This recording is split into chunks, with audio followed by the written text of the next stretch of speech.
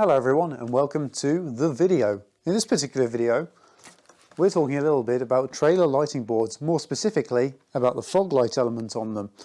You see, with these things they're incredibly useful to have on the back of a trailer or a caravan because of course it's the first bit of lighting that someone who's following your trailer or caravan will see, and obviously they need to know when you're braking and turning and all that other good stuff. But the thing is, with these and the fog lights only come on trailer boards which are a lot wider than this, and that's usually for a good reason. It's because trailers, well, smaller trailers than that don't need to have a fog light as it turns out, but in terms of the safety elements it's a good idea to have one on there. So in this particular video I'm going to be showing you how to install a fog light onto a smaller trailer board much like this one. Before you go ahead and start drilling holes into your trailer board, you want to make sure that the plug that goes into the back of the car has got all the cabling required. This is a 7P trailer board, which means it's got 7 different functions with it, or 7 different cables. So inside here we do have 7 of them. I'll explain a little bit more about what each of them do in a minute, but the important one with this is the blue. This is your fog light cable. Now the thing is, without that fog light cable, your fog light is not going to work because you need to find a way of obviously plugging it in, and of course trying to fit a new cable into one of these is a complete and total pain to do. I have tried it in the past, wasn't very successful. This is off of an old trailer board that I had, so I've just got it as a spare one now, but you want to make sure that your cable has got that blue one to make sure that your fog light will work. The easiest way to check out whether that works, I'll just show you on the trailer board. The easiest way of checking to see if your cabling does actually have the blue fog light wire in it is to remove the actual lamp from above where the cabling goes into your trailer board from the plug, and just have a look inside here. As you can see, this one does have a blue cable, which that's great. It means that the fog light will actually work.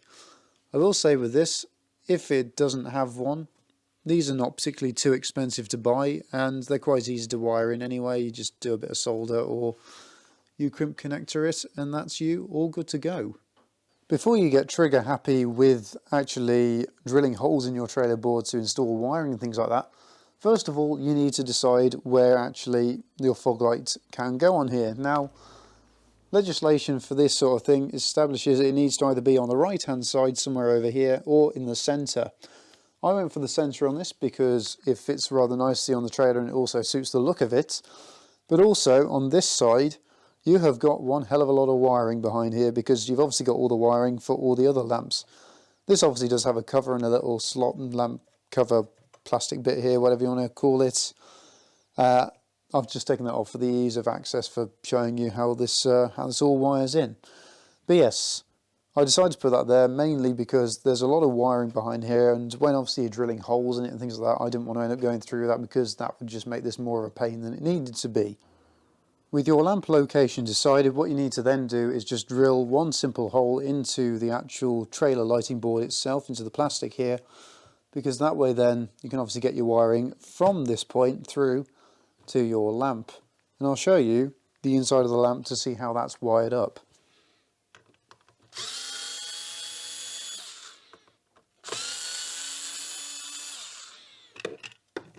Take that cover off, very simple, and inside here you can see exactly how it works. You got this little insulating tube going through, and that's exactly what's going there because it's made of the same stuff as the actual trailer wiring insulation itself, because it is from that. But all you got here is 2 simple wires. You've got your positive, which is this blue wire which goes through to the back here, and you've got your earthing which goes through onto here. These have just been soldered in place because it was the easiest way of doing it in this instance. I'm sure there are other ways of doing it, but that's just how I found it easiest. As you can see, it is incredibly simple. There's not much more really to add on that. You can just see how it all fits together. Once your wiring is all set up through here, you want to obviously send it through the insulating coating, which is what this black stuff is just here, and then send it through on here. Obviously don't cut it just down to a length like that sort of long, just so it goes from that point to that point, because you need it to go through all the way from here up through and to this point where the majority of the wiring actually is for this. I've put in a little rubber grommet here just to cover up the majority of the hole, because that way then it stops any water getting in, and obviously water and electrics, not a good mix, so that's why that is there. But to get it through there, you can easily take this end off, and that should give you a little bit more access down through there, so you can actually get in and get the wiring through. But what you really want to do to make it easier is take this little lamp cover off.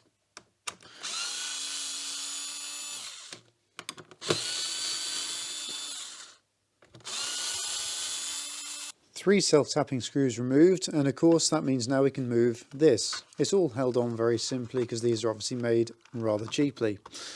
But when you remove this, you're obviously greeted by a variety of wiring colours. Now each of these wiring colours does have a specific meaning when it comes to the wiring and their functions in your trailer board. Here's what they do. It looks a bit of a mess in here, but that's because there are 7 wires in this, because this is a 7P wiring board. So what each of these colours represents is a certain function.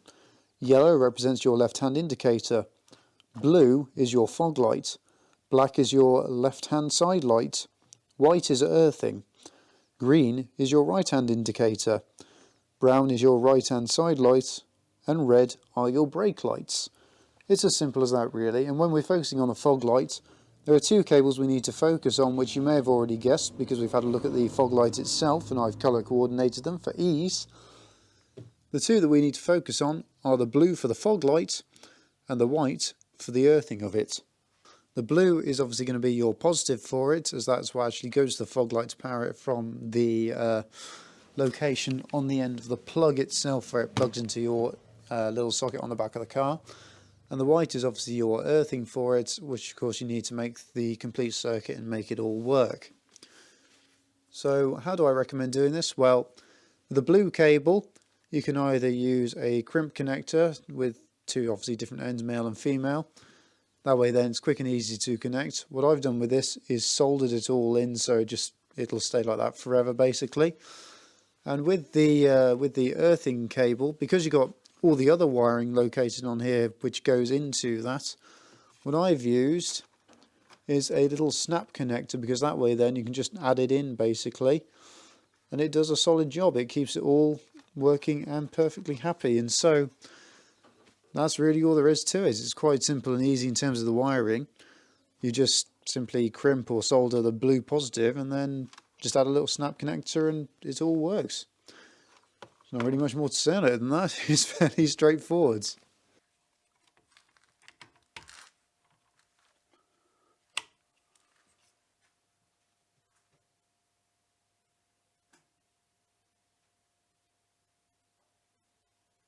With the lamp now established as fully working, let's move on to how it actually fits onto the back of the trailer board. And as you can see, it's fairly straightforward and simple really. What I've done is bought this little T-bar metal bracket, which I bought off of eBay. A pack of 10 was about £2.50, something like that. And all I've done is drilled 4 holes into the back of the trailer board, put 4 self-tapping screws in. That's in, bent that around a little bit, and using the bracket that actually came with this particular lamp, screwed that on using a bolt. Job's a good one. All fits on there rather nicely. And then when I've actually put this onto the back of the trailer, what I've done is just added a little screw in that hole there, just to give it a little bit more support when it's on the back of the trailer, so this isn't just wobbling around everywhere and obviously forcing these to come out as it goes over the bumps. But overall, that is how I installed this little fog lamp onto my 3-foot wide trailer. And that is how I added a fog light onto my trailer lighting board. The process of doing this was incredibly simple. And in fact, it's actually not too dissimilar to adding it to the back end of a car, a motorbike, motorhome, or van. Usually with these things, they come with a instruction leaflet, manual, booklet, whatever you want to call it. And it's actually, adding it to a car, it's a lot less of a fiddly job, because you don't obviously have only a 20mm wide bit of plastic to try and feed all the wires through. But hopefully, if you're looking to do something similar to this, hopefully this video has been incredibly useful to you. If it has, leave a like, comment down below, let me know your thoughts. Do you think you're doing something similar to this yourself?